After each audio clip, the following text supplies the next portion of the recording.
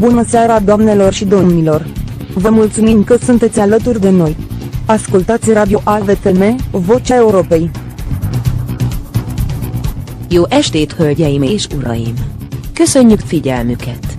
Önök az AVFM Rádió Európa hangja műsorát hallgatják. And, good evening ladies and gentlemen. Thank you for tuning in. You are listening to A Voice for Men Radio, the voice of Europe.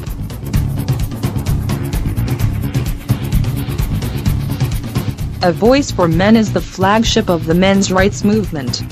And this show is probably the only one at this point addressing the issues concerning men and boys at a European level. If you ever thought that there's something wrong regarding the state's approach to men and their issues, this is the best place to start. This is the place where feminism gets to be called out on its lies and propaganda, and the state is invited to get out of people's lives. Please consider visiting avoiceformen.com and see how the truth in action sounds like. We are here and we don't plan on leaving anytime soon. And now, Lucian Balzan shall bring us on today's topic.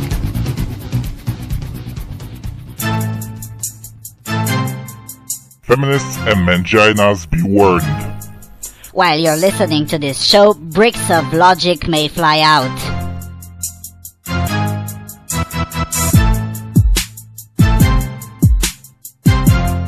Good afternoon, ladies and gentlemen. Tonight at the Voice of Europe we'll be talking about the European election campaign with the focus on anti-male messages in the campaign in various countries and on proven misandrist candidates. Towards the end of this month, 28 nations who are unfortunate enough to be part of the biggest bureaucracy in the world, namely the European Union, will be called to the ballot box to choose their representatives in one of the largest misandric institutions of power on this continent, namely the European Parliament.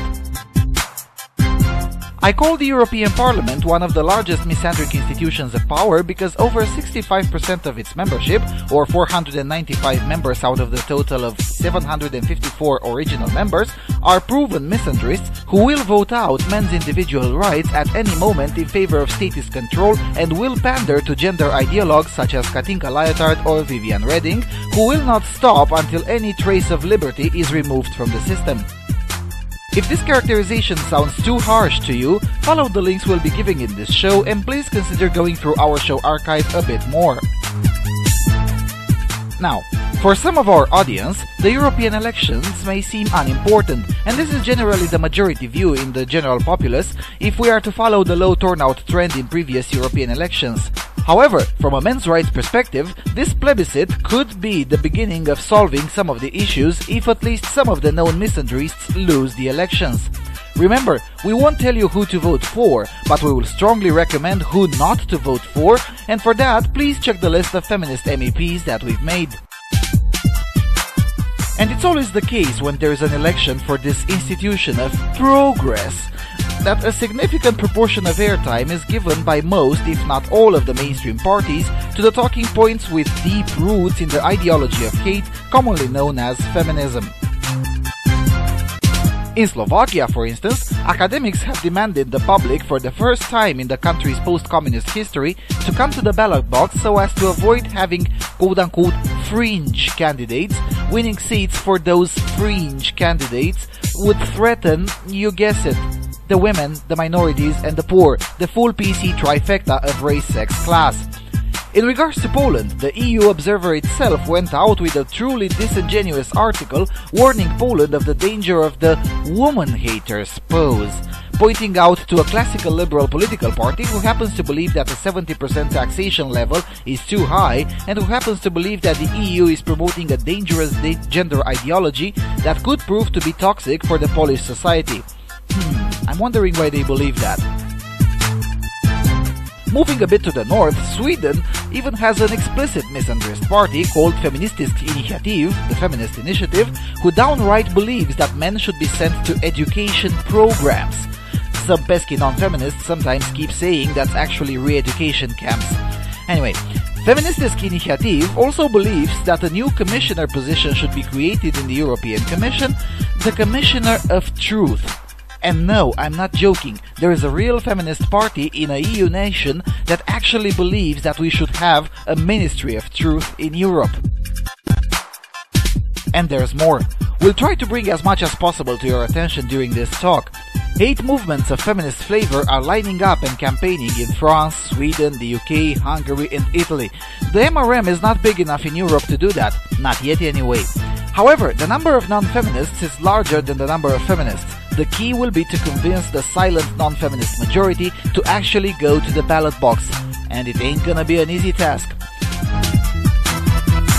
Now let's not forget that feminist messages of this campaign are only part of the general message. Unfortunately, they are part of most of the candidates' message.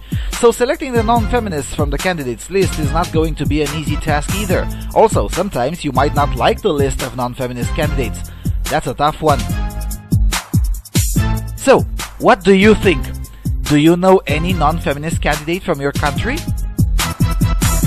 For those of you who don't live in the EU, can you give us some tips and tricks as to how to convince non-feminists from around us to vote for a non-feminist candidate?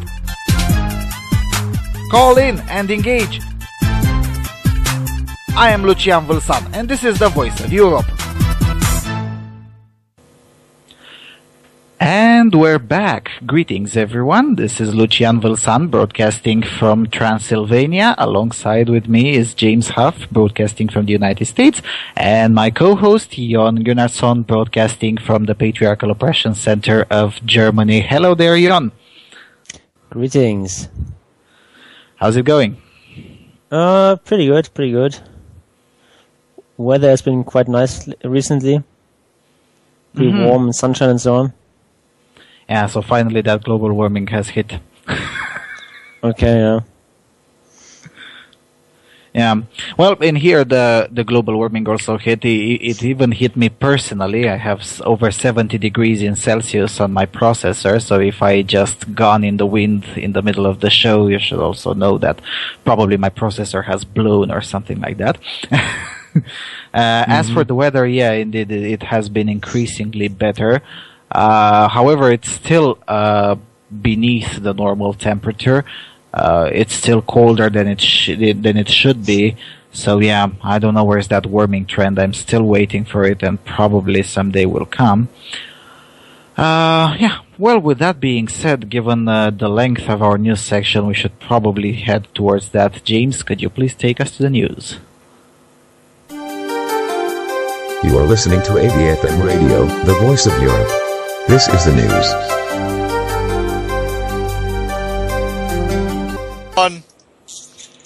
All right. The first one I think is coming from Jon. Jon, take it. Indeed. It's an article from Die Welt, which is entitled "Too Many Men. Women's Commissioner Sues Her Women's Ministry."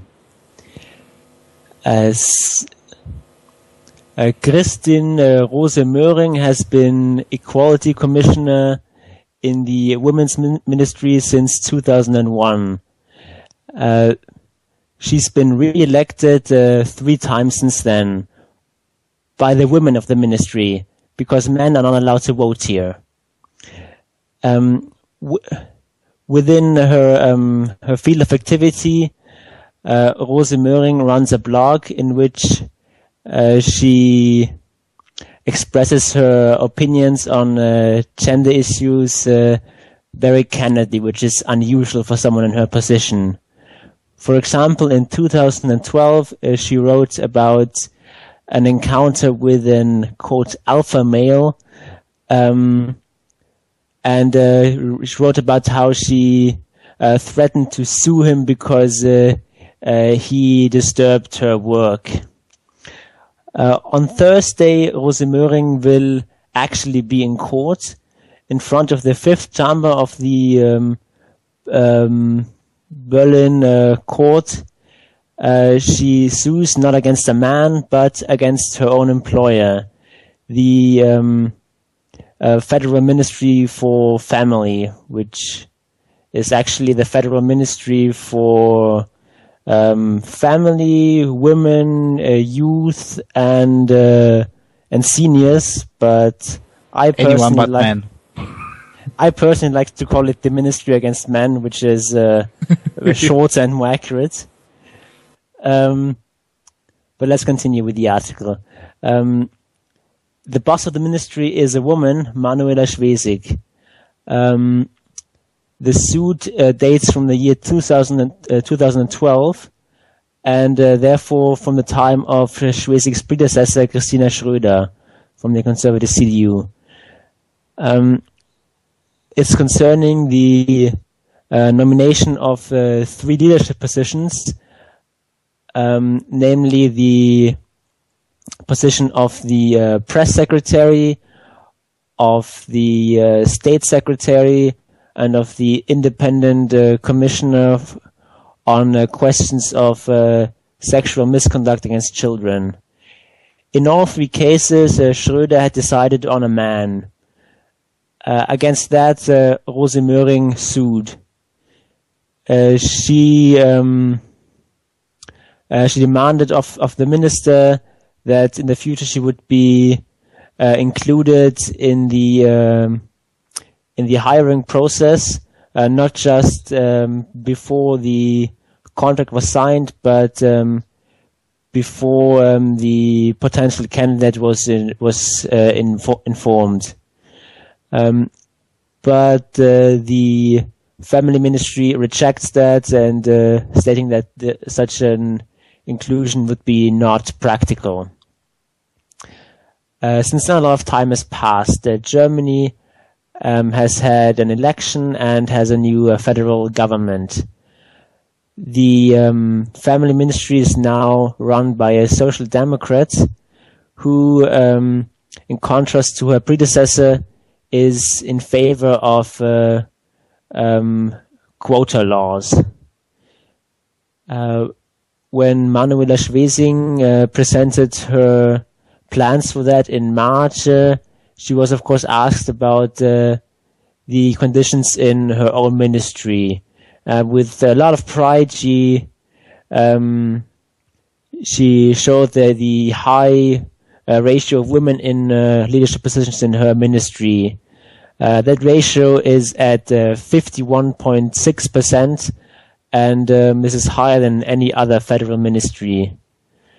Among the heads of departments, women are also in the majority. Also among the female employees are 2 parliamentary state secretaries. Also the spokesperson of the minister is a woman. Actually, one could suppose that Rose Möhring would have every reason to be satisfied, but she isn't, because even under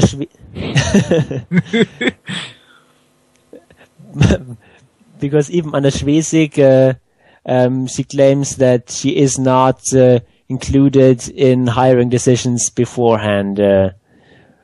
For example, she claims that the minister had not consulted her on hiring the state secretary Ralf Kleindiek, and she only informed her after he had already accepted the job.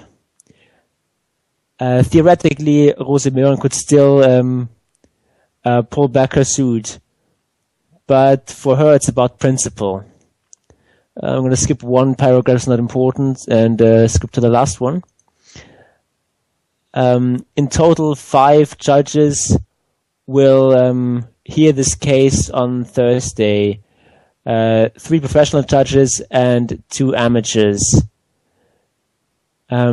If there isn't anything unforeseen, the court could pass a verdict on the same day. If the ministry loses, it has to bear the costs. If Rose Möhring loses, it comes from the budget that is part of her job as Equality Commissioner for her lawful obligation of discharging her duties. In either case, in the end, the taxpayer pays for that. Isn't that great? Yeah, so damned if you do, damned if you don't. The taxpayer loses anyway. Yeah. And by the way, this was yesterday, and she won. So yeah, the taxpayer lost more. Well, the taxpayer loses anyway, but yes, he lost more. I post the updated link in the chat, also in German, but yeah. Yeah, you have to give her credit for being totally honest. I mean, they say, no, 51% is not equal enough. 100% probably would be slightly better. Yeah, so she wants to be consulted on every hiring decision because she's this equality commissioner. That's sort of a really Orwellian concept that we have here in Germany, where all public employers have to have such an equality commissioner when they have, I think, more than 100 employees. These people can only be women, and they're only voted for by the female staff. That's a very interesting concept of equality. So this, so this cunt wants to be personally consulted on every single decision, employment decision, virtually bypassing the already existent useless bureaucracy of Equality Commission or some crap like that. Yeah, not dictatorial at all. Yeah, there's much progress in there. These are basically sort of the feminist ground troops that you have in sort of every government organization in Germany. And they're really sort of bound by feminist ideology. There was one case of an equality commissioner named Monika Ebling, who actually sort of decided to take her job seriously and sort of pursue something like equality, also addressing some of the concerns that men had. And then she was basically ousted after a couple of months because that was just outrageous. Yeah, I mean, you're not there to take your job seriously. You're there to enforce progress. Yes, much equality. Much equality indeed.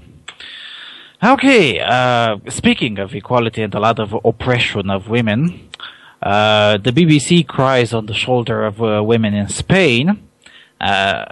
Pretty much in a very care2.com fashion.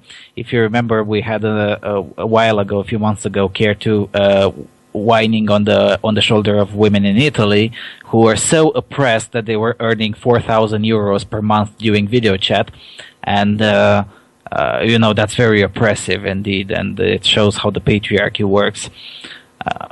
Yeah. Anyway. The same goes now with the BBC. This time, can you imagine the amount of oppression of not being able to buy a very expensive dress to go to an event? I mean, think of the oppression. Yeah, think of the oppression in there. And if you think we're joking, the BBC titles European elections too poor for a dress in Spain. By the time Europe elects its new parliament this month, the women of Sevilla will have put away their flamenco dresses for another year.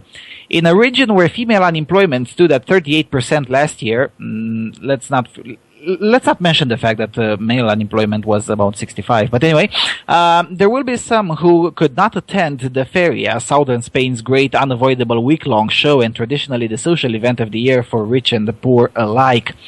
Some will have the consolation of knowing that they managed to scrape together the cost of sending a daughter this year, covering costs that can reach hundreds of euro for a single day of socializing, perhaps with the help of a special Feria bank loan.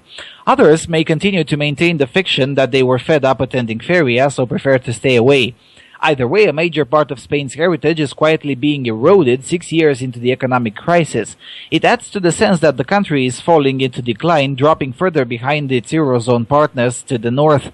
Do Spain's unemployment women see a political answer? To try to send an angry new voice of protest to Brussels and Strasbourg, or to vote again for the devil you know, perhaps in the hope that a long-established party like the Socialists have learned the lessons of the debt crisis. The Popular Party, Millie ponders incredulously when I ask her as she leaves the job center if she would ever consider voting for the center-right party that returned to power in Spain 2.5 years ago. No, they're killing us. She will vote, she says, but has not made her mind up yet. Now 50, she lost her job as an auxiliary nurse in an old people's home 4 years ago when the socialists were still in power. Separated from her husband, she has 2 grown children, one of whom is in work. Angelica, 45, says she will vote socialist. The Popular Party like the rich, she says, outside the same job center near Sevilla. That's no good. The socialists like the working people. Sure they do. The socialists, the unemployed bar woman argues, spent too much money only because they wanted to help the poor, although, she adds, there was corruption too. Divorced with 2 children, age 18 and 22, she gets 426 euros a month in benefit, whilst her retired parents help with their pensions too. Anyway, the article goes even longer. Now, so basically, it's a national crisis that the women in the Andalusia area, or even more precise in the Sevilla area, can't afford to go to a social event, which costs several hundreds of euros per day. How's that oppression? I mean, I could never afford to go to an event that costs 400 euros per day. Like, fucking never. Does that make me oppressed? Probably. I mean, could you afford to do that, Jon? I mean, go to an event that costs 400 euros per day? Not really. I mean... What, you mean you didn't use your male privilege to have to be able to afford that? No, actually, I didn't get my privilege check in the mail this month. Oh, yeah, okay. And also, I forgot to check it. Yeah, you forgot to check it. You probably should. Check your privilege! Anyway, so yeah, Spain has a dying economy, but somehow women are affected more because they can't buy an expensive dress to go to the corridas and the feria. Really? It's always that women are affected the most and so on, and they offer no evidence about that. It's just ridiculous. Like, there's claims that, I don't know, climate change hurts women the most, and, the bad economy hurts women the most, and women are the primary victims of war and all that. It's completely ridiculous. It's all claptrap, that's what it is. And these 2 examples that they give, or 3, whatever, 3 examples. These 3 examples that they give aren't helping their case either. I mean, they're crying on the shoulder of this lady who is divorced with 2 children and she gets the benefit. Well, guess what? The dismantlement of her family has been facilitated precisely by Partido Socialista Obrero Español, or the Spanish Socialist Workers' Party, which is the same feminist party that brought that infamous ley contra la violencia de género, the gender violence law, about which we wrote extensively on AVFM, which basically amounted to nothing more, nothing less than over 2.5 million men being literally financially raped and kidnapped and kept in the prisons for long periods of time, over 2 years and sometimes even more, for no reason whatsoever other than ideologically driven policies put into practice throughout the Spanish society. So now they finally found out that those kinds of policies actually hurt women as well, and suddenly it's everyone else's fault and the socialists are clean on that?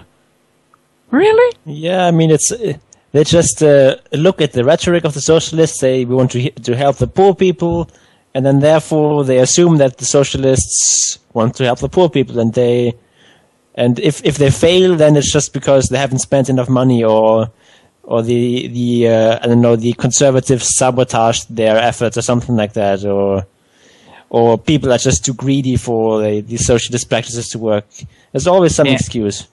Yeah, and this part, well, there was corruption too. Now, if you look at the article that I published a while ago called La Dictadura de Género, the Dictatorship of Gender, a review of Judge Serrano's book, there was corruption too, is not even close to describing the amount of corruption that existed during the feminist government of PSOE. I mean, they had programs such as 8 million euros for a gender mainstreaming program. in a country that was in an economic crisis. So no, it wasn't corruption too. It was the definition of corruption. Is that the corruption is not some incidental part of it. It is an essential, necessary consequence of socialism. When you give the government more and more power, there's more and more opportunity for corruption. The more things the government is involved in, the more things there are for government officials, for bureaucrats to be corrupt about. Mm-hmm. If I sell you, I don't know, a car for 10,000 euros, and then I say, let's do a sort of deal under the table where I give you the $2,000 and then you pay me $2,000 more, then no one is benefiting there. But if I am a bureaucrat and I decide on who gets to buy a car, for instance, or something like that, then it makes sense for you to give me a bribe, because then I'm giving away someone else's car, not my own, and that's where corruption comes from. When people are deciding of resources that are not their own. That's exactly what socialist governments do. Yeah, but again, you have to remember there's a lot of oppression in Spain. I mean, women can't afford expensive dresses to go to the fair. I mean, you have to understand there's so much oppression in there. Anyway, going to the next one. I think the next one is on you. Exactly. It's a piece from Northern Ireland called Female Teachers Marking Down Boys. For decades, we've listened to teachers and academics shedding crocodile tears as they bemoan the terrible failure of boys in their classes falling behind girls. Now, a 5-year university study has shown why. Those same teachers are just deliberately marking down boys, even when they do better in tests and exams than their female counterparts. A 5-year research project funded by the Department of Education and Justice in Northern Ireland found systemic flaws in teaching techniques led to teachers discriminating overtly against male students. The shocking survey blows the lid on how since the 1970s, when feminist critics complained that the school system favored male thinking, grades have been decided not by performance and knowledge, but on a teacher's whim. Feminists condemned intelligence and knowledge as too masculine, and they argued successfully that pupils should be marked on emotional intelligence, a phrase which means nothing and so is entirely subjective, and social skills, which means being nice. Facts, dates, rote learning and math skills went out the window, and fair teaching styles were introduced in which no matter what a pupil's test results, what the teacher thought of them held sway. As a result, mainly female teachers have been expressing low views of their boy students and favoring girls. They discriminate against blacks and Hispanics in the US, while in Ireland, where the survey found boys from rough areas of Belfast were particularly looked down on and so marked down. Dr. Ken Harland and Sam McCready from the University of Ulster said that the problem of apparent boys' underachievement at school has been clear for several decades. But they said, quote, it was extremely difficult for the research team to find specific strategies addressing boys' underachievement. Although teachers who were interviewed as part of the study recognized the predominance of boys with lower academic achievement, they generally did not take this into account in terms of learning styles or teaching approaches, Dr. Harland said. The Belfast Telegraph quoted one pupil who told the researchers, quote, teachers should understand better the way boys think and why they do some things. They're out of touch. That moment when a 5-year-old knows better. Yep. The problems of boys' underachievement in primary and secondary schools follow them into their later lives. Research from 2006 has tracked the decline in male academic performance over the same period as the rise of feminist-dominated ideologies in academia and policy making. radical feminism was first embraced as an actual political policy in the United States. In the US, the ratio of males to females graduating from a 4-year college stood at 1.6 in 1960, fell to parity by 1980, and continued its decline until by 2003, there were 135 females for every 100 males who graduated from a 4-year college. Another study found that half of the current gender gap in college attendance can be linked to lower rates of high school graduation among males, particularly for young black men. The work of one American researcher may offer clues to the question of why and how. Professor Christopher Cornwell at the University of Georgia has found that a heavily feminist-driven education paradigm systematically favors girls and disadvantages boys from their first days in school. Examining student test scores and grades of children in kindergarten through 5th grade, Cornwell found that boys in all racial categories are not being, quote, commensurably graded by their teachers, end quote, in any subject, quote, as their test scores would predict, end quote. The answer, Cornwell found, lies in the way teachers, who are statistically mostly women, evaluate students without reference to objective test scores. Boys are regularly graded well below their actual academic performance. The expert discovered that boys are falling significantly behind in grades, quote, despite performing at least as well as girls on math tests, and significantly better on science tests, end quote. After 5th grade, it's almost completely up to the teacher's personal opinion whether a student passes or fails. Cromwell says students' assessment becomes a matter of a teacher's subjective assessment of the student's performance, and is further removed from the guidance of objective test results. Teachers, he says, tend to assess students on non-cognitive socio-emotional skills. This has had a significant impact on boys' later achievement because, while objective test scores are important, it is teacher-assigned grades that determine a child's future with class placement, high school graduation, and college admissibility. It's entirely to blame for the supposed failure of boys, which teachers regularly speak of and bemoan, but never seem to want to do anything about. Eliminating the factor of non-cognitive skills almost eliminates the estimated gender gap in reading grades, Cornwell found. He said he found it surprising that although boys outperform girls on math and science test scores, girls outperform boys on teacher-assigned grades. In science and general knowledge, as in math skills, the data showed that kindergarten and 1st grade white boys' grades are, quote, lower by 0.11 and 0.06 standard deviations, even though their test scores are higher. This disparity continues and grows through to the 5th grade, with white boys and girls being graded similarly. Quote, but the disparity between their test performance and teacher assessment grows, end quote. The disparity between the sexes in school achievement also far outstrips the disparity between ethnicities.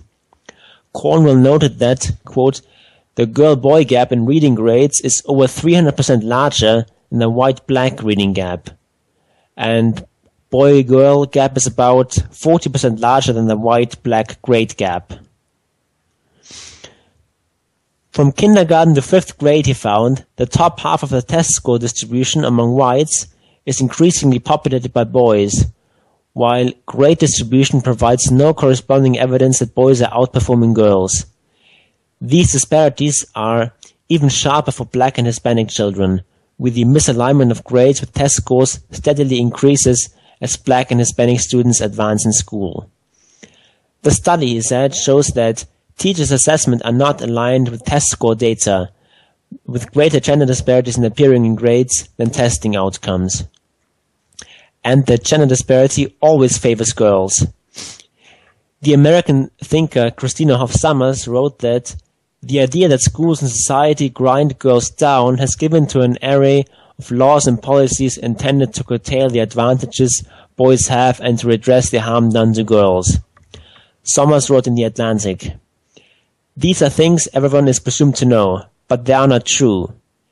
She notes an incident at New York's Tony Scarsdale High School, in which, at a conference on student achievement, a male student presented evidence from the school's own records showing that far from being pressed down, girls were far outstripping boys.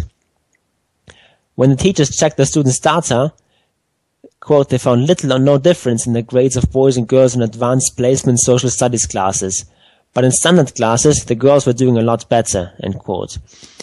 The revelations, she said, were not well received. Scarsdale is a school that has thoroughly accepted the received wisdom that girls are systematically deprived, and this belief has led the Gender Equity Committee to offer a special senior elective on gender equity that continues to preach the message. Quote, why has that belief persisted, enshrined in law, encoded in governmental and school policies, despite overwhelming evidence against it? Somers traces it back to the work of one academic feminist, Carol Gilligan, a pioneer of gender studies at Harvard University.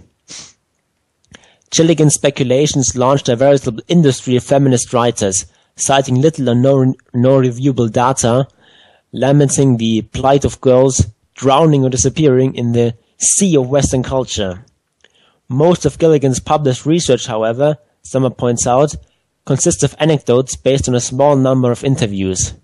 Somers has identified the work of Gilligan and her followers as politics dressed up as science, and points out that she has never released any of the data supporting her main theses. Nevertheless, the idea that girls are lagging behind boys continues to lead the discussion at nearly every level of public policy and education, and not only in the US. The global reach of American left-wing feminism has led to similar changes and similar outcomes in nearly every Western nation. Well, that was a long one, and unfortunately a very true one. Yep. Yeah, the article concludes that it's the global reaching of American left-wing feminism. Now, that's definitely part of the problem. I'm not sure, however, it's necessarily the whole problem or a significant proportion of it. And if you remember, Karen cited a while ago several studies showing that women generally tend to have an in-group bias. And since women have become the majority of the teachers in virtually everywhere in Europe in the last 50, 60 years, if you trace it back, that is the moment that coincides with this gap that is now being noticed. I mean, there is data in some countries, I don't know, such as Czechoslovakia, for instance. I've read some data on that from a feminist, by the way, who explained that, for instance, such gap did not exist in the 1960s. Now, what was different in the 1960s than in, let's say, 1988? It was the same country, the same communist regime, yet in the 1960s it didn't exist. Well, in 1960s, women were only 55% of the teachers. In 1988, they were already 70%, and now they're somewhere around 72 or things, or somewhere around that. And now, admittedly, Czechoslovakia no longer exists. They split into two countries, but the data is pretty much consistent with this thesis. So yeah, I'm willing to argue that the more you have, the more women you have over the 55%, the more you will see these kinds of things. Yeah, that definitely seems plausible to me as an explanation. There was also an article, I remember, I'm not sure from what country it was, maybe it was from Britain, which also showed that female teachers were giving boys worse grades than they gave to girls. Yeah, and this kind of thing only happens when there's teacher assigned grades. I mean, when the teacher actually sees the student. Because if you put the same teacher to correct some written test where they could not see the name, or they just can't know who the pupil was who wrote that thing, then that gap suddenly disappeared. So, yeah. It's Yeah. also not at all unique, these results, like, as they said in the article that it's similar in nearly every Western nation. Also, remember a few years back in Germany, there was a study by the Federal Ministry for Education. It also reached the result that boys were getting worse grades for the same results. It's just a very persistent problem. Yeah, it is. And if you want such of an anecdotal thing, I know personally a teacher. I think she's finally retired. Who would just refuse to assign an A to any male student. I mean, in her opinion, an A is not for boys. And she taught, and she taught for at least 35 years. I think she's finally retired, which is, of course, a great gain for the entire educational system. And when I asked her, I confronted her about this thing.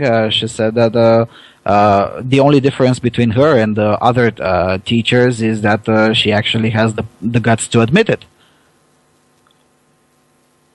Well, I don't think that most teachers would never give an A to a boy. Admittedly, she was slightly more zealous than her colleagues. But yeah, I mean, these kinds of things happen far more often than we would want to believe. But of course, we can't talk about it because it's misogyny, as Toothless points out in the chat room. Yeah, it's always sort of swept under the rug. Like that article, that study from Germany that I talked about, the ministry actually tried to hide it. They didn't do any sort of press release for that, as they usually do with studies like that. They just sort of put it on the website and didn't talk about it. And then a while later, they actually tried to take it down without any sort of comments. And but then they were called out by some MRAs, and they had to put it back up. But that's sort of the tricks that they try to use. Yeah, editing the history. Can it be more Orwellian than that? Okay, going to the next one. I think it's also from you. It's from also Taz. mine? Yeah. Exactly. So it's an article called Provider and ATM. They wanted just to have a simple...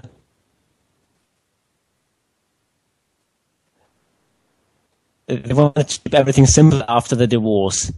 50-50. One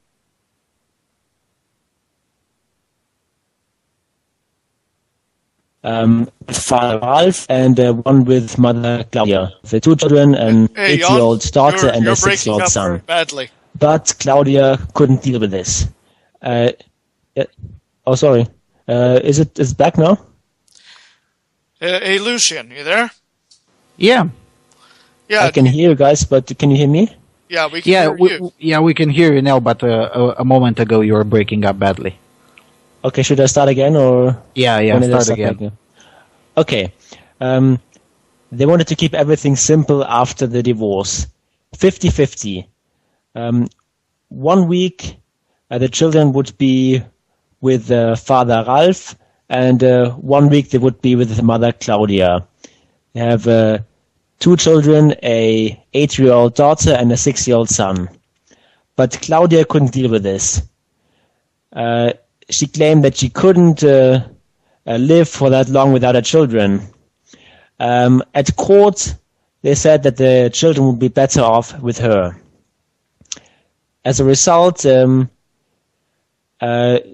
of every 14 days, she has the children for 8 days and Ralph for 6. But what he didn't know, Claudia now gets the full child support for the children, as far as a father is able to pay. In Ralph's case, he doesn't earn much, so it is 360 euros per month. That's what the law wants. He who has the children for the shorter time, and even if it's just 1 day less, still has to pay the full child support. This is crazy, says Ralph. because when the children are with me, I of course spend money on them for vacations, for food, for clothes, for toys, for medicine. In total, that's about 350 euros per month. I once calculated that because my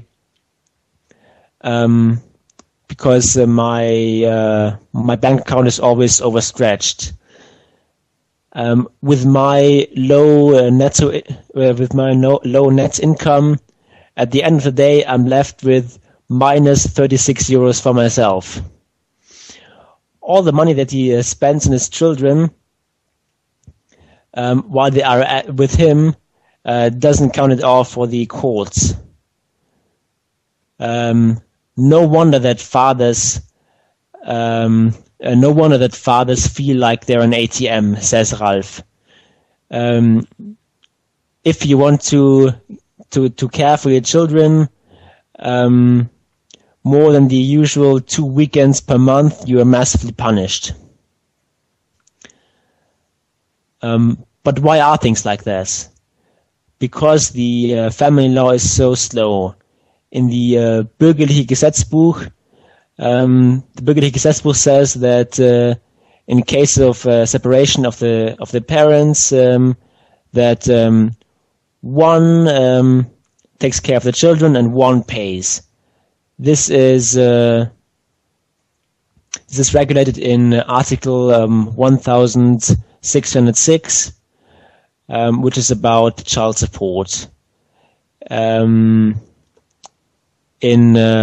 paragraph 3.2, it says, quote, the parent who takes care of a minor non-married child discharges his obligation towards the upkeep of the child, usually through nurturing and education of the child, end quote.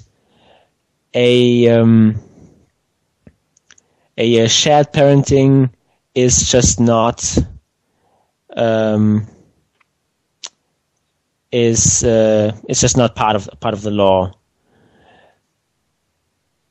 I'm going to skip a few paragraphs because it's a really long article, and just skip to the last few paragraphs. At the organization of single mothers and fathers, they're well aware of the problem and attempt an explanation. Quote, shared parenting is quite new, the chairwoman Edith Schwab says, particularly after the new alimony law of 2008 obligated women after a divorce to return to the labor market more quickly. This, of course, raised their interest that in having the children stay with the father in this time, she says. The family law has not adapted to that yet. Quote, you have to find a modification for that. She cautiously articulates it. But the organization doesn't have a concrete suggestion how to do that. The men's lobby, the Bundesforum Männer, criticizes the existing ruling harshly. By the way, they're calling it the Bundesforum Männer a men's lobby, but that's like completely ridiculous.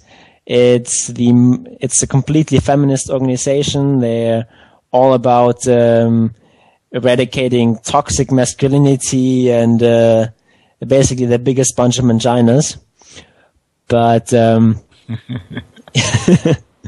it pretty much sounds like the Reform group in Norway. Yeah. Okay, so quote, in our opinion, this is a clear discrimination of men, says the deputy chairman of the organization, Hans-Georg Nelles.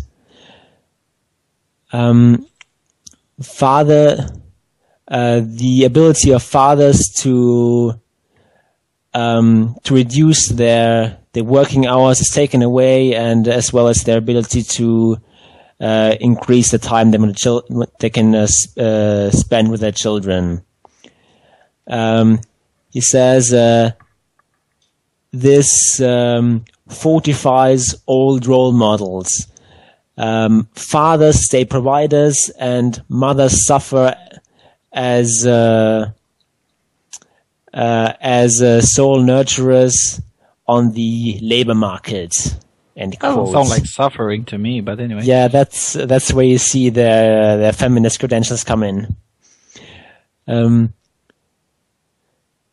The Bundesforum also wants to have the Article 1606 to be reformulated. Quote, we regret that politics in the last 50 years has reformed the Bundesgesetzbuch in many parts, but in spite of the gender equality politics of the last decades, they haven't changed anything about this outdated ruling. End quote. Okay, so a lot of suffering indeed. A lot of suffering, and this is just for context. The Taz is sort of one of the most left-wing and most feminist mainstream publication that you have in Germany. So this is actually a great thing that they're actually writing about this. Actually, a great progress here. But of course, you still hear them making up all sorts of excuses for why this is, instead of just acknowledging that it might just have something to do with our China-centric culture and our and the sort of feminist domination in all of these matters, where they're only going after the laws that hurt women and not at all about laws that are unfair towards men. Yeah, well, yeah, it is indeed a good thing that at least it's being written about it. I'm about to read something similar from Sweden. But yeah, that portion where, the mothers are left in suffering. Well, I'd like to be left in suffering to receive 400 euros per month just for existing. Yeah, I would love that suffering, to be honest with you. And seriously. I enjoy that. I'm pretty sure that I would enjoy that kind of suffering. Maybe you're just a masochist. Yeah. I'm definitely a masochist. I mean, imagine the suffering to just blink throughout the day and maintain a body temperature around 36.6 degrees in Celsius and receive 400 euros per month for that. I mean, think of the suffering. Amazing. It's also amusing how they do all that handling about how it's so complicated and so on, when it's actually really easy. You just look at how much time the child spends with each parent, and if it's 50-50, then no one pays anyone anything. And if it's like 60-40, then you just reduce the regular child supports proportionally. It's very simple. Yeah, but mathematics is too masculine. I mean, you can't do that. No, seriously, this is the old leftist canard, this old appeal to sophistication. Oh, but things are more complicated. We have to have an intersectional view. It's not that simple. I mean, we need an expert and a committee of experts to think about that. I mean, it's not that simple. That's the usual leftist canard. They would never admit that the policies are just simply downright discriminatory, and yeah, I mean, using simple mathematics should be solving this problem fairly easy. But no. We have to appeal to sophistication. Not everyone is able to think. Just let us do the thinking for you, and everything will be just fine as long as we do the thinking for you. Because it's too complicated for the common man to think about it. I mean, seriously. Also, you're too privileged to have an opinion about that. Yeah. Okay. Okay, I'm gonna, we're pretty close to the half of the show, so we're not going to get to all of the news prepared, but anyway, Dagens Nyheter.se, genusdebatt I Finland ska vi alla utbildas, the gender debate in the feminist initiative land, we should all be trained. A couple of weeks ago, a colleague of mine, Susanna Birgersson, wrote here on feminist initiative leader Gudrun Schyman and her unwillingness to talk about political issues. You remember we discussed that article last week. When the press finally managed to get a concrete opinion from Schyman, she sounded, perhaps unsurprisingly, pretty much like the leftist party. Oh, what a surprise. Given what the feminist initiative really stands for, it's no wonder that their leader would rather speak vaguely about injustice and discrimination, all of whom are opposed, and power structures and intersectionality, which can mean little to nothing. The liberal commentator Rebecca Vaido-Uvel wrote recently on a national TV debate on FI's party platform, adopted at their Congress a year ago. The article, and not least the program, is entertaining in reading, which is highly recommended for the 2-3% who say they would support the party, and especially for the journalists interviewing its leaders. If someone really has selfish reasons to vote for a feminist initiative, it is the people who have their capital in the education sector. Just training and retraining is the party's response to, well, exactly everything. Here's just a small selection of people to be trained in various gender normative critique questions. Children and staff at schools and recreation centers, school students, counselors, staff at the insurance agency, doctors, parents, prosecutors, sports coaches and trainers, and all staff seconded to serve abroad. And speaking of education, this is a highly abbreviated list of what our kids in Sweden, the the feminist initiative would want to learn in nursery, primary and secondary school. Gender power, LGBTQ issues, anti-racism, normative criticism, climate knowledge, conflict resolution based on non-violence, feminist self-defense, power structures, and notions of masculinity. What the fuck is feminist self-defense? And anyway, and certainly, yes, the feminist initiative will also work to increase aesthetic activity. Nobody knows what that means. And this becomes nuclear material in secondary school. To all preschools, all preschools are to offer vegan meals, or they, or at the very least, they should have meat-free Mondays. If PISA would continue to choose to measure proficiency in standard criticism and vegan activism, Sweden would definitely shine like the USSR in the 70s Hockey World Cup. Amazing, I say. A little scary as well. There are many reasons to be skeptical of those who are so sure they are right that anyone who does not think the same must undergo training. Now remember, Dagens Nyheter is the left of the left, basically. I mean, it's the most mainstream far-left newspaper. And even they think that feminist initiative is downright scary.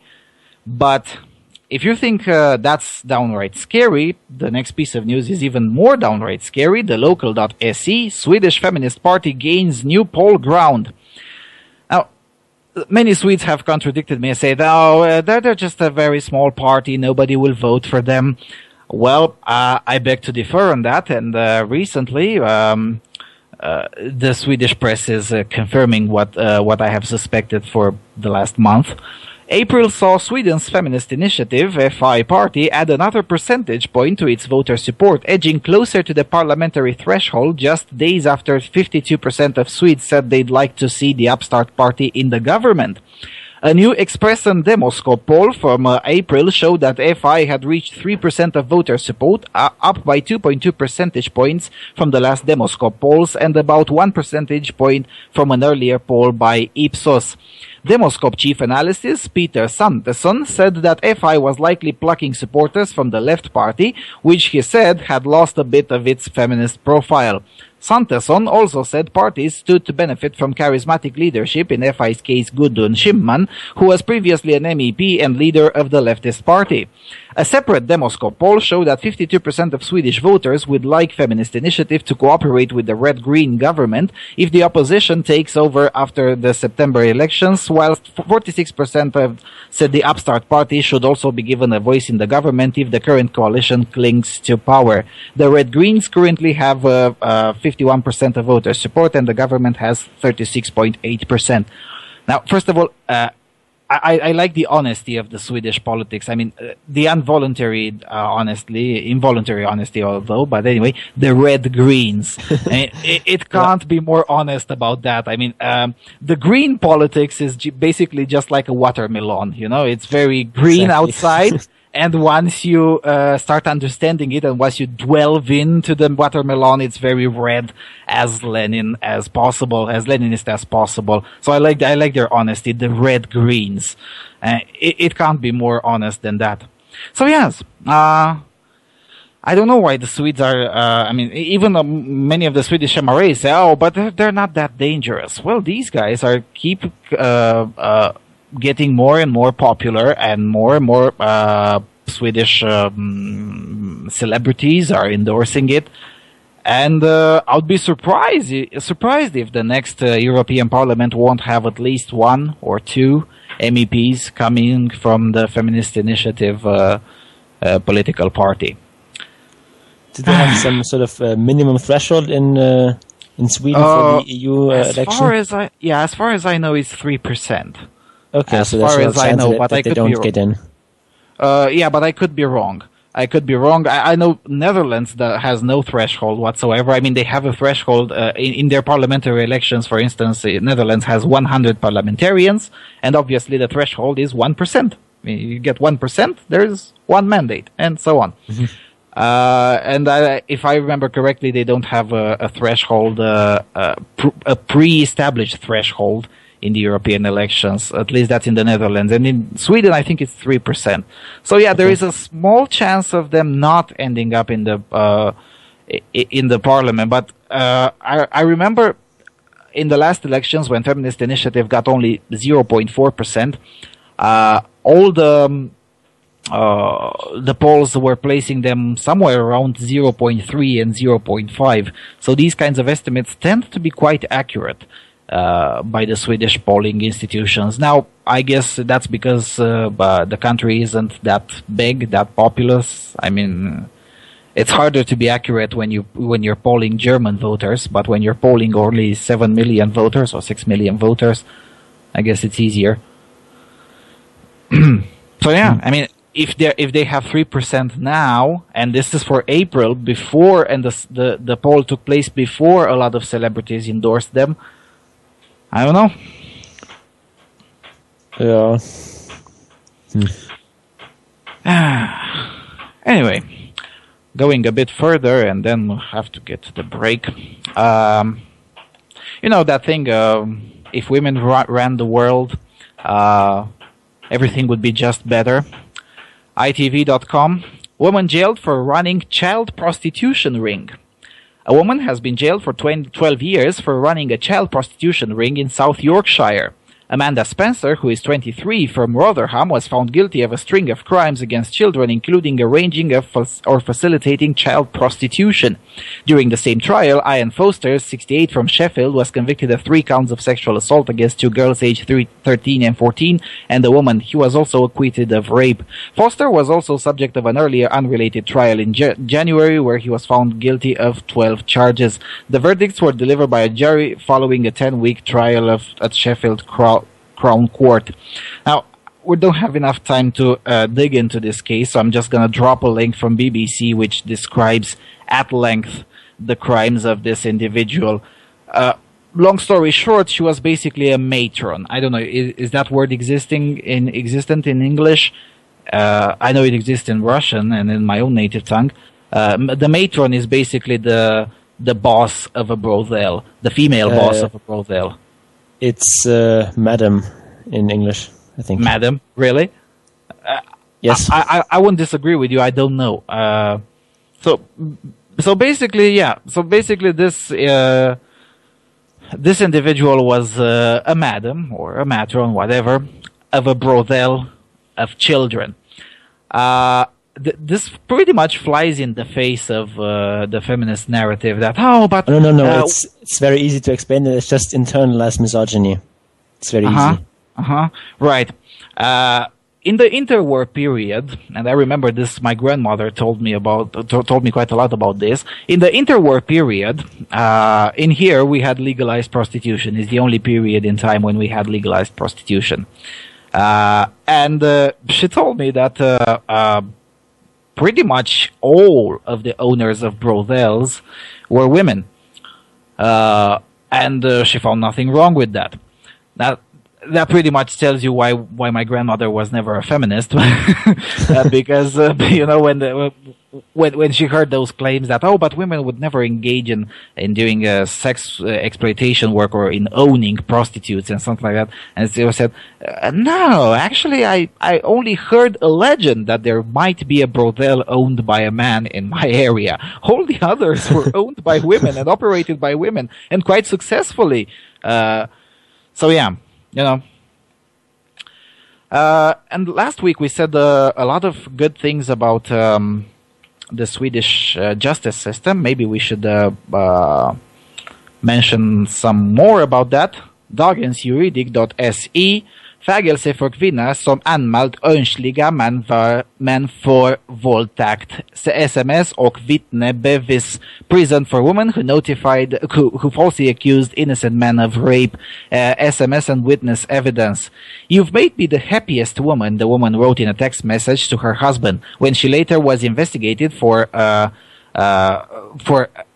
false rape allegation against the man who was suddenly now accused of rape. She also falsely accused another man for the same thing after a pub crawl. Both the district court and the court of appeal have now ruled that the woman basically made up accusations. And what's interesting is that for the first time since I've been watching these kinds of cases in Sweden, she actually got 9 months in prison, and she gets to pay damages of 55,000 svenska kronor. That's, I don't know, 6,000 euros, 6,100, something like that. And she made an appeal, and the High Court dismissed the appeal. Anyway, the article is longer, but I have to wonder what's happening with the Swedish justice system. Lately, these kinds of stories have come to be quite numerous. Could we really be seeing progress, or is it just an accident? I don't know. Maybe it's just that we're just paying more attention to these kinds of stories because there's sort of a bigger MRA movement, and we notice these things more. But I do have the impression that things are slowly improving in that area. That the legal system are getting less biased against men than they used to be. Yeah, I've been watching these kinds of stories for 2.5 years now, and they really seem to be more of them. Now, it's always the question: did the incidents actually increase, or only the incidents in reporting actually increase? Mm-hmm. Because, these things might have happened in the past, but the press didn't consider it relevant to report it, and now they report it more often. I don't know. Anyway, we'll get to more of the campaign of the Feminist Initiative. We'll talk quite a lot about Feminist Initiative. But in the meantime, let's take a break, a well-deserved break, and both of us should drink some coffee or whatnot. So let's listen to a Swedish band, a Swedish symphonic epic band. We'll be listening to a song from the album The Butcher's Ballroom of the band Diablo Swing Orchestra, an album released in 2009. The name of the song is Poetic Pitbull Revolutions. So Diablo Swing Orchestra, Poetic Pitbull Revolutions.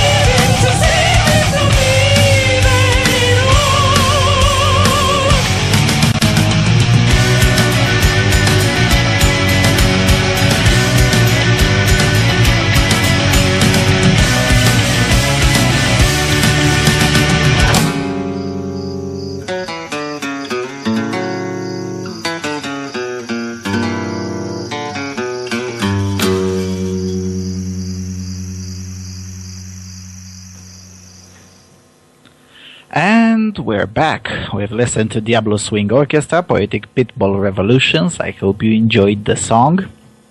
For the second part, during the music break, we're having a very first world problem in the back room. There's just too much stupidity to talk about it and too little time. But let's start with this one from AVFM Sweden. Feministiskt hatdrev mot kvinnlig gymnasielärare. Feminist hate drive against a female teacher from gymnasium. A feminist hate drive has been launched on social media against high school teacher Annelje Kjörberg from Norrköping. Annelje's crime was that together with some friends she went to an open meeting held by the feminists in her town and asked some innocent questions to the panel. You should not be doing that to a feminist meeting, at least not with questions that can be interpreted as critical. At least you should not do that unless you want to be hung like a Nazi on the big feminist blog and on Twitter and get your employer contacted.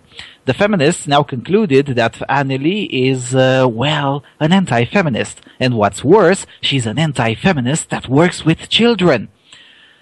So it says on so an anonymous feminist writes on the Lady Dammers, that's the most extreme feminist blog in Sweden, called When Darkness Falls, and she's saying that although teachers have free speech in Sweden, quote, we disagree. The school has a set of values enshrined in the curriculum. Each teacher has an obligation to follow them. It is naive to believe that anyone who actively opposes equal human values at play and actively working for the equal values in their work, and they're required to do that under the curriculum. It is also naive and incorrect to say that the janitor and the teacher have the same responsibilities. Wait a minute, did anyone said that? No. But anyway, back to her quote. But they also have responsibilities, and definitely not the same responsibilities. The most important tool you have as a teacher is your person. It does not matter how much knowledge you have if you do not have the ability to share it and get the student to make it their own. The concept of knowledge transfer includes communicating and working active for the equal values. Now, no, the concept of knowledge transfer, it really means just knowledge transfer. Anyway, then the hatred against the poor Anneli increasingly went more violent. When Darkness Falls writes again, quote, it is easy to dismiss the anti-feminists and MRAs as idiots and think that they can do much more harm than write stupid comments online. Their efforts to wipe out feminism and prevent equality in Sweden extends very much further than that. Intimidation, persecution, and serious harassment are common practices. These are undemocratic methods in order to smear and intimidate women's in general and feminists in particular into silence and obedience. I recommend anyone who wants to know more to read the No Boy Toys blog. She has for many years gone deep with the network of anti-feminists and MRAs and engaged them in secret. She also links to others who have done the same. No, she doesn't. I think it's important to be clear about what forces we are dealing with when we expose ourselves in public. For anti-feminists, this is a serious war, and it is high time we take it seriously and treat the resistance as such. End of quote.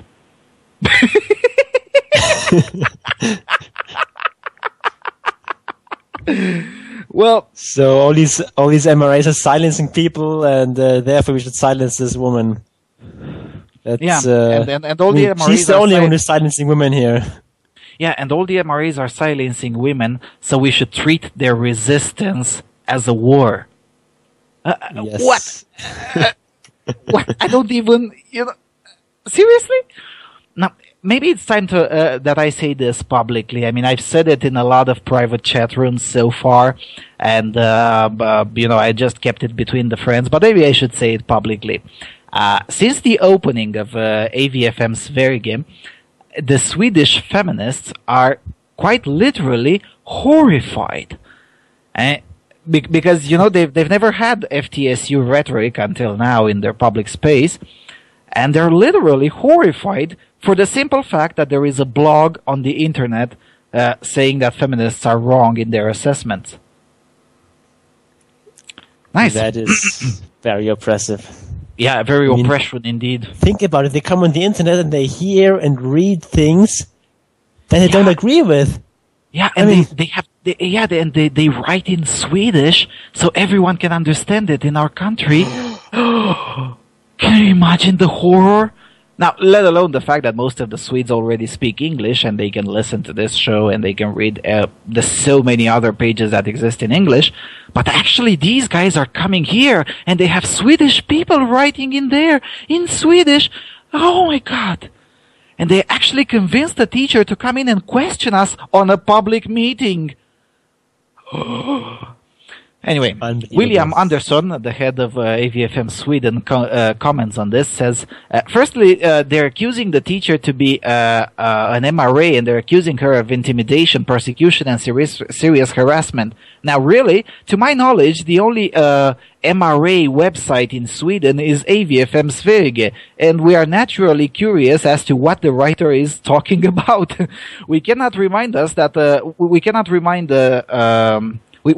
should not. No, come on, what the fuck? One cannot cannot stress this enough that we had done no harm to anyone. We at AVFM have an absolute zero tolerance for both hatred, intimidation, and other criminal behavior. So why are we accused of this on Lady Dahmer's blog? I don't know who the blog owner is, but it is still illegal to lie about others and slander them in public. We tolerate it; that's not a problem. We are far more thick-skinned than our feminist opposition. But should the slander escalate and become worse, Lady Dahmer or whoever it is who spreads these lies should be aware that we as an organization have the resources to deal with untrue attacks on our name. We've done it before and we will not hesitate to do it again. That, dear feminists, is not a threat but simply a clarification of our intention to defend our right to be protected from crimes. Also, it should be noted that the link goes to No Boy Toy blog, which is the most extreme of the extreme feminists, and she would rather call it a sober and loving blog. No Boy Toy, rather, is the feminist equivalent of KKK. What terrible things did Anneli Sjöberg did to the feminist meeting that she's subjected to this harassment? Well, she tells herself. Anneli Sjöberg says, "It is me who I was the awful infiltrator. Let me at least get to respond to any of the things that have been written in here. I had a genuine and honest intention to put myself in your shoes and see how you think, even if I do not share your views on what is the problem and how it can be solved. I had really hoped that I would be pleasantly surprised. I thought it was interesting. You had good points and showed primarily on how many young people feel today. I had a sincere hope that I would be treated well and we could meet when you say you want to fight for the same things I do, even if we do not agree on how it should be proceeded. Kudos to the two nice feminists who actually talked to me during a break and were really nice, although we did not enjoy we did not enjoy the conversation equally. You say that feminism is fighting for the equal value and standing up for the weak. I do too, more than anything else. For me, there is nothing more important in life than to give all people, regardless of gender, ethnicity, sexual orientation, and so on, genuine opportunities to progress and gain self-control and ability to influence their lives. I've never been interested in gender issues because all people are equal, has been and is so obvious, so it cannot be challenged in my eyes. Since I met on feminism that was both intolerant and gender fixed and called everyone who disagreed with them racist. Well, you called me a racist? Allow me to guffo. Sexist? No way. Also, it was me and 4 people, not 2, and then another person also came in with me. So some who have felt sad and offended by feminist biased point of view. 2 of them were what is popularly known as racialized. Now, racialized is the best translation that I can find. It's basically, in Sweden, there are quite a lot of, I'm trying to say that they're equivalent of the race baiters in the United States, but no, actually, they're the race baiters in the United States on steroids. I mean, even the most awful race baiter in the United States is still a moderate in comparison to the race baiters in Sweden. Anyway, they come there to form their own opinion and to listen with an open mind to see if feminists would include them. You had your chance. Did you work on it? In my work, it's about making sure each individual and each person develops the as best as they possibly can in their own circumstances, and things are not always the same for everyone. That's your crime, teacher. You're not supposed to say that unequal outcomes are natural and a natural consequence. No, you're not supposed to say that. You're a racist. Anyway, this includes also to teach them to think for themselves and to respect the opinions of others. One of the things that I never understood is the right to life and equal value. Where is the limit? Therefore, I can never accept the death penalty, for instance. This means that all of my students have a right to their opinions, even if I don't share them, as long as they do not conflict with human rights. Now, she says here, I think the UN Declaration of Human Rights is a good guideline. Now, I personally disagree with that. But anyway, I have students who are feminists and students who are not. For me, they may think what they want as long as they don't violate other people's rights or act criminally. The dilemma is that not everyone agrees on how to get there. Such may be taken and that's how things are usually in a democracy. The opposite, i.e. a dictatorship or a totalitarian state, that is far worse. You said several times that you don't want to debate. Too bad, but I must of course respect that as well. I would have otherwise met you in an honest dialogue in your room if you don't want to come to my room or in others' rooms. Now, unfortunately, this teacher did not understand the problem completely, but she'll definitely question a bit more. So remember, going to the feminist open meeting panel discussions and ask questions, that's oppressive. Clear? Yeah, this woman sounds like she's completely horrible. Like, how could you do that to those poor feminists? Go to their meeting and to disagree with them. I mean, it's monstrous. Yeah, it's absolutely preposterous. I mean, you can already feel the oppression. Yeah. And it's so ridiculous. Like, how could anyone take that seriously? I just don't get it sometimes. Yeah, and it is taken seriously. In the opening rant, I said that, by the way, the call-in lines are open. I'm sorry, I completely forgot about that. The call-in number is 001-214-666-6148.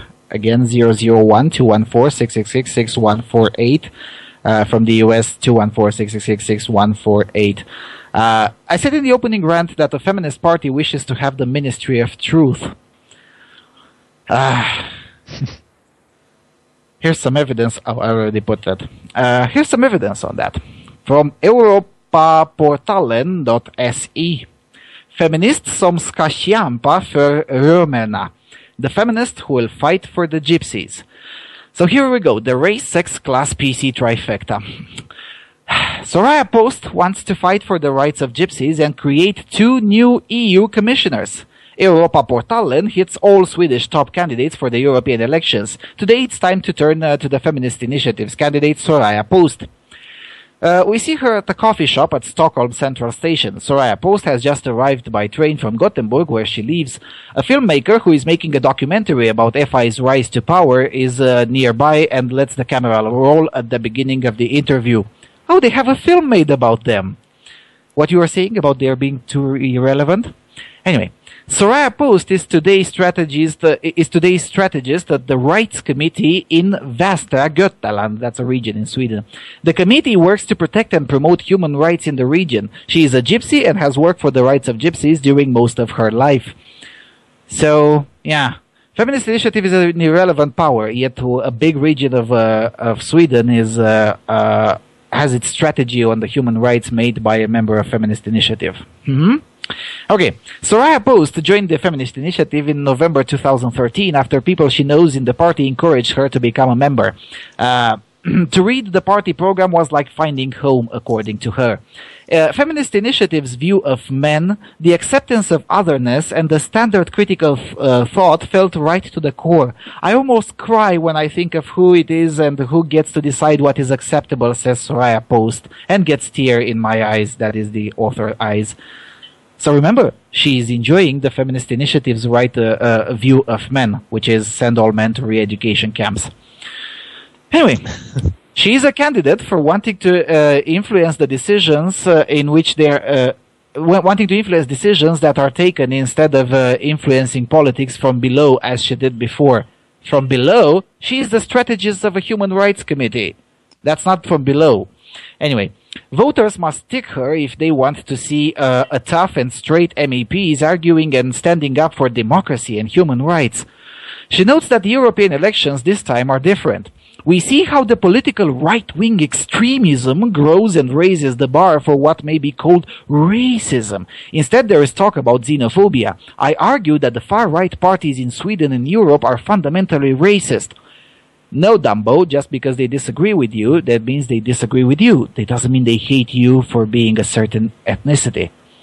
Anyway, one of Soraya Post's matters to the heart to her is to improve the situation of gypsies in the European Union. She believes that the European Union must first and foremost recognize the gypsy history by adding a truth commission to investigate repression against gypsies, and also highlights the Nazis' extermination of gypsies, who she believes have been forgotten completely.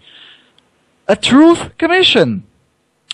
Post also wants the EU Agency for Fundamental Rights, that among others works to identify racism and xenophobia in EU countries, to work more actively against anti-Tsiganism. Seriously. She's not joking. Post would also create 2 new EU commissioner items, one of which will work on gender equality and the other one against racism. She also wants tougher EU sanctions against those EU countries that violate human rights. We also need to get rid of the patriarchy and pursue a policy towards the member states to provide a standardized policy on gender equality so that men and women are equally valued at all levels. All matters to be permeated by gender, says Soraya Post, should be decided in the European Parliament's Gender Equality Committee. Soraya Post would also like to see the EU gaining more power in the areas of gender equality, minority rights, and LGBT issues. Here's the PC trifecta again. And she also believes that it is too late to return the power to the EU countries. Instead, politicians should ensure that the Union is focusing on the right things. However, Sweden will not join the euro because she believes that this is disadvantages for the euro countries, and it will lead to price increases. Seriously? And this person exists for real. And this is a real party from a real EU nation. The Ministry of Truth, for fuck's sake. I think she could fit right in Brussels. Oh yeah, definitely. I mean, I'm sure Martin Schulz would be glad to have her around in there. I mean, Martin Schulz has, for those of you outside the EU who don't know, Martin Schulz is the president of the Party of European Socialists and the president of the European Parliament. There are a lot of presidents in there, but anyway, everyone is in charge of everything and nobody is responsible for anything. That's pretty much how the EU works. And Martin Schulz has been very busy in the last 6 months to call everyone, literally everyone, even individuals from his own political party who dare to disagree with him. He called everyone a far-right Nazi and a fascist and whatnot. So I'm pretty sure this individual would pretty much fit in Martin Schulz's inner circle. So, and again, if you think that this is not related to what to us, well, now it's race baiting and gender. But when I mean, if this individual would have her way, which I hope she won't, but I'm not so sure anymore. When will the Truth Commissioner, I don't know, be in charge of establishing other truths? I mean, even for those of you who still think that this sounds well intended, well, you know, Ceausescu was still well intended for the most part. That didn't work out that great. Yeah, I mean, good intentions count for nothing. What's count is results, and I mean, having some sort of sound methodology of deciding these things, which I don't think this particular woman has. Okay, let's see what. Like yeah, let's see what John has to say on that. John, welcome to the Voice of Europe. John? Hello, can you guys hear me okay? Yes, we can hear you loud and clear. Hello, Good, I was having some audio problems before and I was trying to call in. I wasn't sure if I was going to make it through today. I was listening to the program before. I don't have a point on what you were talking about right now, but earlier when you were talking about the grade inflation for girls, I suppose, and the grade deflation for boys, I was wondering, now, was that just for Europe, or was that for Europe and the United Kingdom and the United States? Is that all across the Western world? Does the research reflect that, or is it just, it does? Yes, it reflected the U.S. I mean, it was, the study was ordered by some governmental institution from Northern Ireland, but it basically reflected the United States, the Republic of Ireland, the United Kingdom, and I think another country, Denmark or something. So yeah. Oh wow, that's much bigger than I thought it was. Is there any information in the study about? It said that the female teachers were doing this, so I guess that would presume that the male teachers, if they even exist, were not doing this. Did it give any information about, say, political or ideological affiliation of the female teachers? What I'm trying to figure out is how many of these are actually feminists. The study didn't have the purpose of identifying ideological leanings, so my guess is no. How many of them are actual feminists? Go ahead, Ian. I think it's also quite difficult to measure that. Like, how do you quantify whether someone is a feminist? And so it's difficult to say. Also, a lot of people who don't call themselves feminists are still influenced by a lot of feminist ideology, because that's just what gets taught to them at universities and so on. Yeah, it's the air we breathe. And also, even if some of them weren't feminists, most likely most of them were gynocentrists, I would assume. Yeah, I mean that has got to be such an incredible case of cognitive dissonance. I can't imagine. On one hand, you are trying to teach these children this ideology that says boys and girls are exactly the same, men and women are exactly the same, and you literally have to alter reality in order to make that ideology at least have the illusion of truth. It's double think. I don't know how that... Yeah, it is double think.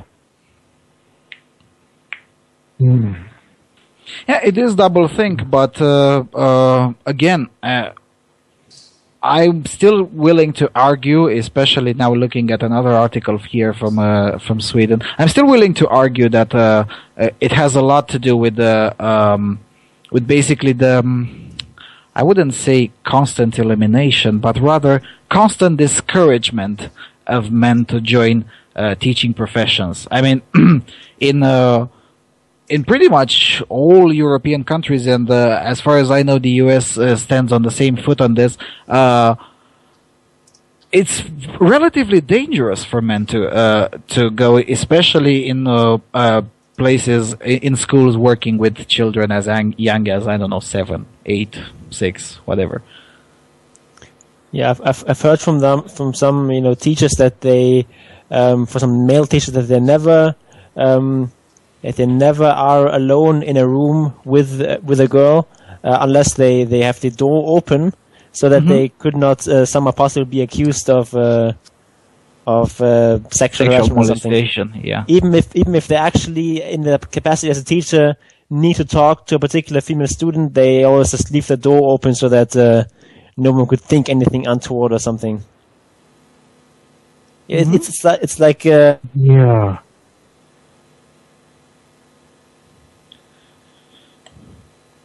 Did I lost everyone? Are you guys still there? Yeah. No, I'm still there. We're still here. Yeah, suddenly it was a moment of silence.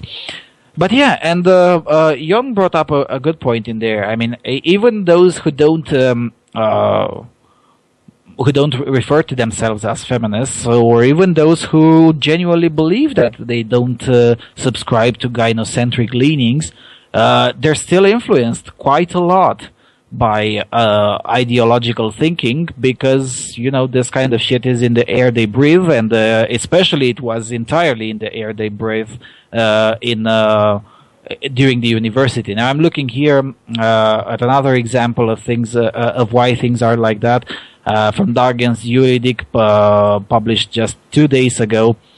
I won't read the entire article for the simple reason that the story is already unfortunately too standard. Basically, in a university of Mitun University in Sweden, they just simply rejected an individual to serve as the equality ombudsman on the university because he's too white and too male. And the moment you have these kinds of things not only tolerated but openly applauded in the university where you're studying to become a teacher, at one point or the other you'll get the impression that that's pretty much normal. And it's not because, it's not because the students are stupid. No, they're not. But, when you're 17 or 18, you're easier to be impressed. And especially if you don't hear any alternative viewpoints at all, almost anyone would believe that's normal. I mean, I don't know how to put it. Well, what I'm wondering now is, now that the public, I suppose, at large is beginning to become aware of this problem, and it is a very serious problem, how are these teachers, if you want to call them that, going to explain male performance in the future? In the past, they were using things like, well, it's ADD, lack of parenting. That's the problem with academic performance. But we're getting a different story now. The performance is actually not a performance. It's an orchestration on the part of the, I hate to use the word educator. But how are they going to explain it now? And I wonder what's going to happen to them now, if anything, that the cat is out of the bag. And let's not get into cats again this week. Basically they won't explain it. Sorry for a second, James, could you please transfer Jon back? He dropped. They're just not going to explain it. They're just sweep it under the rug. If you've listened to the program, oh no, you transferred someone else, James. If you've listened to the program, Jon said that the German ministry, for instance, published a paper explaining about these things, and then the government simply tried to make it disappear, to make it go away. So, and I am going to go on a limb here and assume that this will be probably the common strategy in the near future, at least on the short run. They're just simply going to avoid explaining it by sweeping everything under the rug. No, it's not happening. It's not here. Nothing to see here. Move along. Let us do the thinking for you. Mm-hmm. And in the meantime, the teachers who are doing this are just as guilty of creating a disadvantaged population as they at one time claimed they were a part of. And I wonder if they understood that. Well, I guess some of them will eventually understand it. Oh, obviously, some of them will never understand it. But again, that doesn't really help on the long run. I mean, the harm would have already been done. Yeah. And that is indeed sad. And I'm not, at least as it comes to Europe, I'm not at all optimistic that these things will change. Maybe the US will, at least faster than Europe. But in Europe, I'm not at all that optimistic. Precisely because simply lying about anyone who dares to say otherwise is the standard operating procedure. For instance, let me tie this a bit to the main topic of European elections. Here, EU Observer basically says Polish radicals could get into the EU Parliament, and they basically address a political party that is economically liberal, Eurosceptic, and socially conservative, and says that Poland should not accept the gender ideology promoted by the European Union because it might turn out to be toxic for the Polish society. And for that, they're being called anti-European, they be called fascists, they be called anti-gay, they be called that they hate disabled people. They're called quite a lot of things in here, and I try to get evidence for all of these claims. There is none.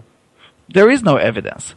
The only crime that this political party has committed is to say that, wait a minute, maybe we shouldn't implement gender ideology in Poland. No. We have a better model here that has been working. Let's keep that shit away.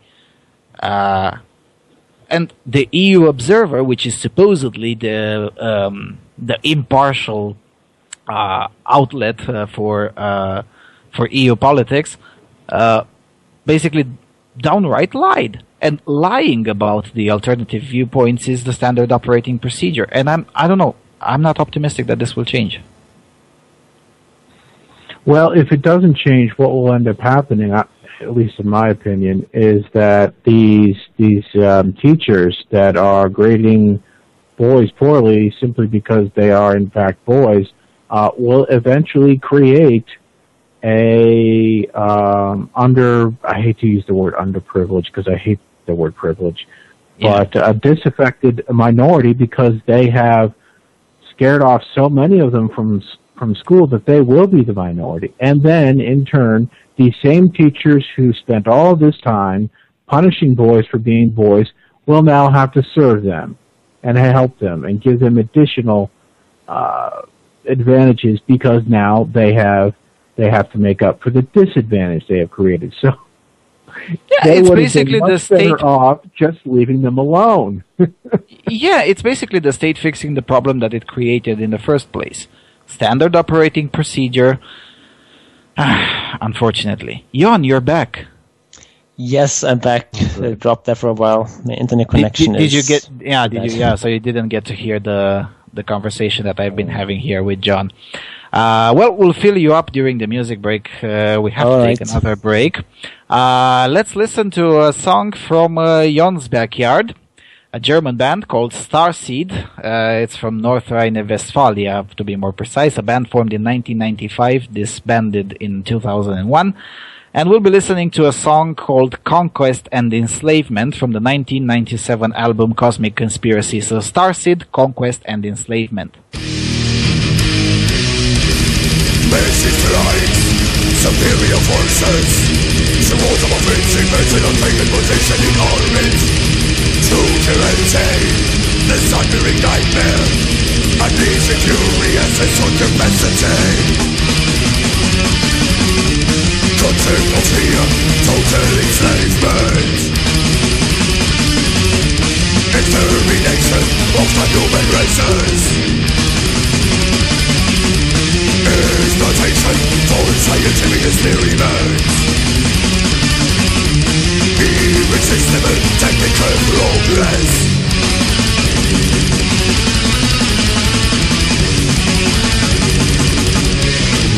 Electronics, known for merciless procedure, disembarked, fundamentally able to take force.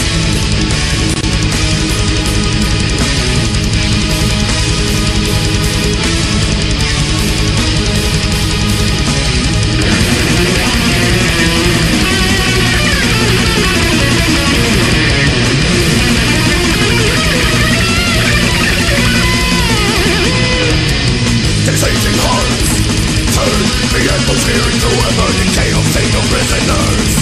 Hatefully objective extinguished, threats and renegades move on and on this bad lemons comprehend. Such is punishment.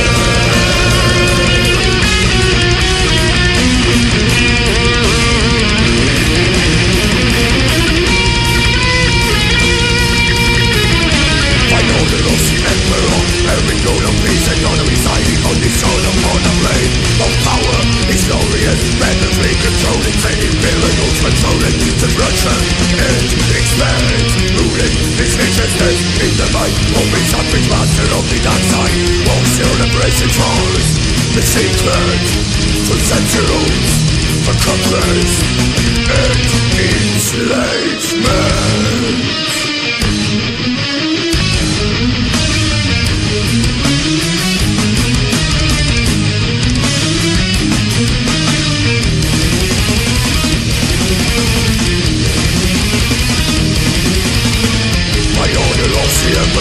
Every goal of peace and God of residing on his throne of honor. Eternal reign of power, message rise, superior forces. Small tormenting measures they possess the orbit. Through the day, the cycling nightmare, unleashing fury as a sort of capacity. Content of fear, total enslavement. Extermination of the human races. Exploitation for scientific experiments. Irresistible technical progress.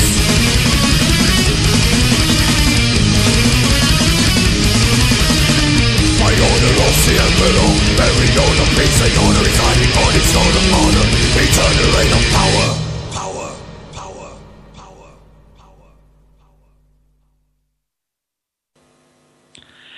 And we're back. We've listened to Starseed, Conquest and Enslavement. Great band from Germany. Too bad that they split up a while ago. Anyway, we're here with in the closing thoughts portion of the show. John, you're still on the line? Yes, I'm still here. Okay. Yeah. So. You brought up the education topic, and we basically didn't have enough time to talk about the elections. But the education topic is the kind of topic that can't be stressed enough and can't be used enough, because there are I think 20 million individuals who will vote for the first time this month in the European Union. And these kinds of individuals, most of them have grew up entirely in a system dominated by EU's gender ideology. And given that aspect, I don't know, how will these people vote? I'm afraid to ask that question. Well, if I can maybe offer an answer, it's not going to be pretty as usual. Sorry, but red pill stuff. It would not surprise me if the female teachers, the feminist teachers in place, are making sure that boys become so disaffected, so uncaring about society, their future prospects, so that by the time they are the age where they can vote, they simply choose not to because they have really no future investment in society. And so who does that leave to vote? The people they've been grooming all along, who will give them what they want. Yeah, well, neither myself or you are big fans of democracy. I think that's obvious, and if it's not obvious, we're going to just say it. We're not fans of democracy, neither of us. But yes, on the other hand, yes, these kinds of things will eventually make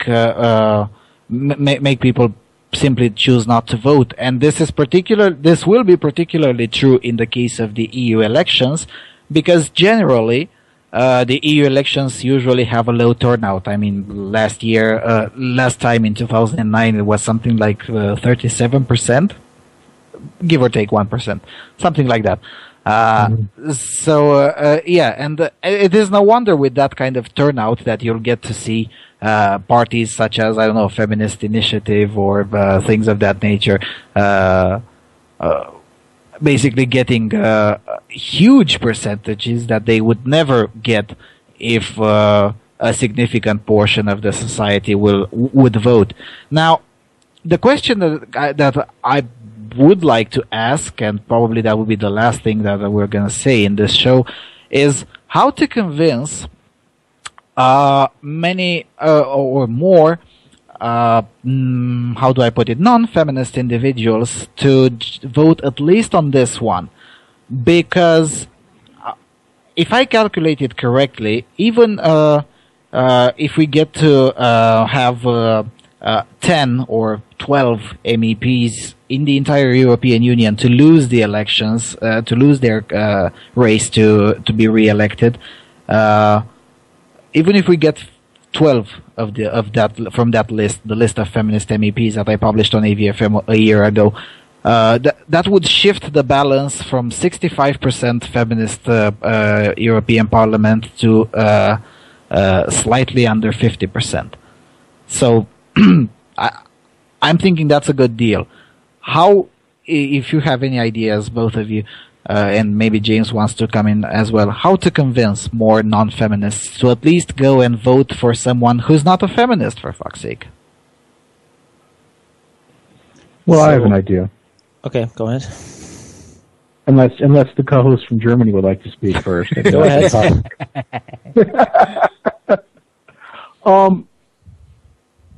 The one thing about this whole thing, this school situation with the female teachers, people tend not to forget those experiences.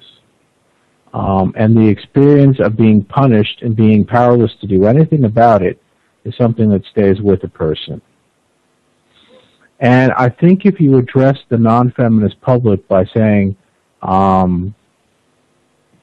just asking them to take an hour out of their time on an afternoon or a morning or an evening to go and vote, and tell them this time you will have some say in what happens to you, and on top of that, you'll get to have some power over those people who harmed you. You can help contribute to removing them so they can't do this to someone else. I think that would be something that would motivate the non-feminist person to take part in this election. That might be effective. You should consider going into politics, John. That might be effective, but it's basically all lies. It's just not true that just because you vote, you have power over these people. You don't get to choose what kinds of policies you live under. You only get to change the probability of living under policies that you want by a minuscule percentage. Like the chance that your vote actually changes anything is basically zero. So you don't have power over these people. It's in other words, you only get to choose your slave masters. You don't get to choose whether or not to be free. No, that's my point. You don't get to choose a slave master. You just get to vote, and you still get the slave master that most people want, even if you voted for a different slave master. You want to say that analogy. Yeah, but you have to remember that in here there is that proportionality winning. So, you don't have to, a candidate doesn't have to have 50% to become an MEP. They just need 2% or 3% or 4%, depending on the country. And especially in a small country, something, Sweden, for instance, or even smaller ones, in Slovakia, in these countries, actually, 200 people voting for an individual that just because that individual is a non-feminist might actually work, given the low turnout that is characteristic to this kind of plebiscite. Yeah, so the odds are not as bad as they usually are in elections, but it's still pretty bad. Oh, yeah, 200 of having like one MEP different. Yeah, but yeah, but again. There's no way that, I'm not naive enough to believe that the MRM would ever change the way EU views these kinds of things. No, they won't. At least not in the next, 30 years. But, on the other hand... I'm not actually that sure on that. Well, you're going to say it's going to happen earlier? Well, I don't think it can change things around completely, but I do think that... we will have some influence. I think we already are having at least some influence. As we've... Jon being more optimistic than me. That's a new one. Yeah, but then again, I would argue that it is a worthy goal in trying to convince more non-feminists to vote for non-feminist candidates, precisely because if you, a 65% feminist parliament, which is the case at this point, versus a 49% feminist parliament, that's a big deal, and it only takes making sure that 12 or something like that, 12 MEPs in the entire continent just lose their re-election bid. I mean, it's not that bad. It might work. It is doable, yes. And I would argue that when the moment the feminist lobby has only 49% in the European Parliament, their power just goes away, or at least it becomes smaller, less dangerous. What not? Go ahead, Jon.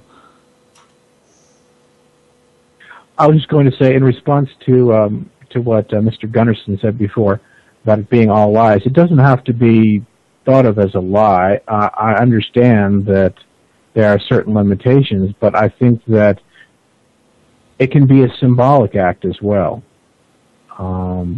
It doesn't necessarily have to be a literal act. And once some people see that that symbolic act is okay, other people won't be so afraid to do it. And the more people who begin to join in,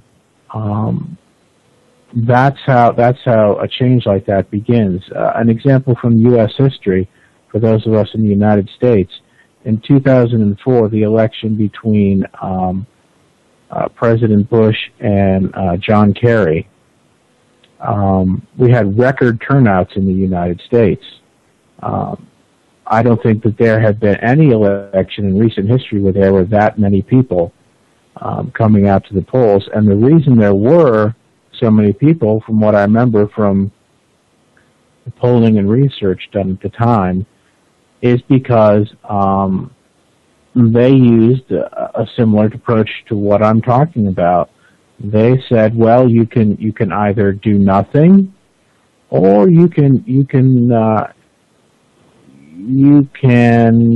get involved here, and maybe, just maybe, things will be a little bit different in the future than they were in the past. But if you don't take any action at all, well, then, there's no sense in complaining. But this is a chance to actually do something. This is a chance to take action. This is a chance to not simply sit there and complain and, wait for the problem to take care of itself. And for whatever reason, that seemed to work at the time. Now, I know that Europe and the United States are not, identical, but given the history of, the state, the Soviet Union, that was very close to Europe for a long time, the idea of being able to have a say in things, that can be a powerful motivator, I think, for people, even if its effectiveness is limited. Indeed. Okay, I'm sorry, we're really, really running out of time in here. I guess you can take whatever you want from Jon's argument in there. We can definitely see why the Americans invented the marketing in there. So yeah, unfortunately, we didn't get enough time to cover all of the things that I had prepared for today. Not a problem. We'll continue next week. Tomorrow is another episode of Tales from the Infrared, if I'm not mistaken, at 6 p.m. GMT. That is 7 p.m. Germany time.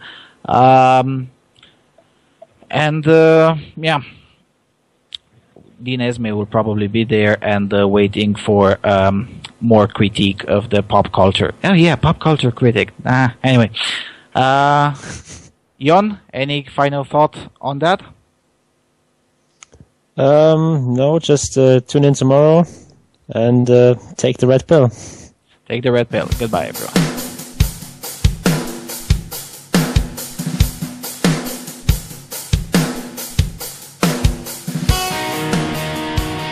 This has been a production of A Voice for Man.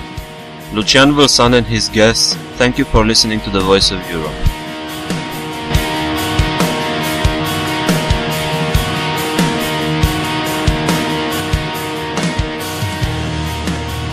A Voice for Men radio is not corporate media and everything runs on donations.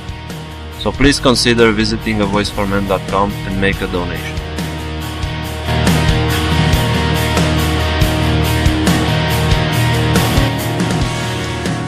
We would also like to thank the artists De Prima Terra, Mbezna, Cristian Buica, the Iranian band Arsames, the DDG Project, and all the other artists that offered us their songs to use under Creative Commons license.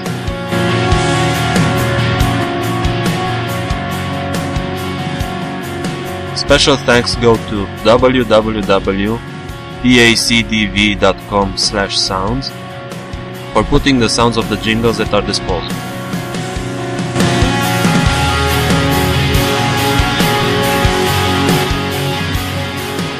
We would also want to remind the listeners to take the red pill.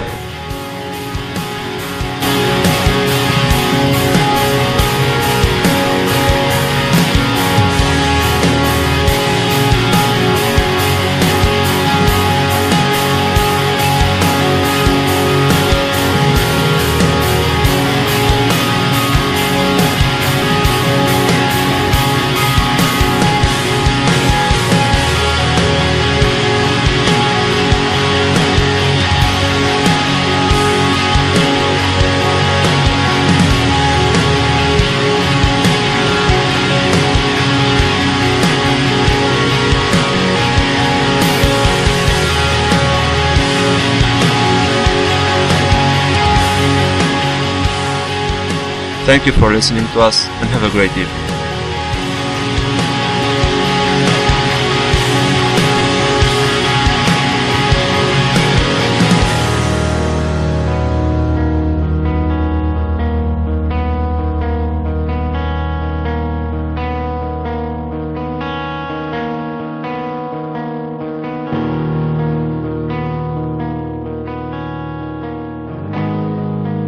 Ați ascultat Vocea Europei.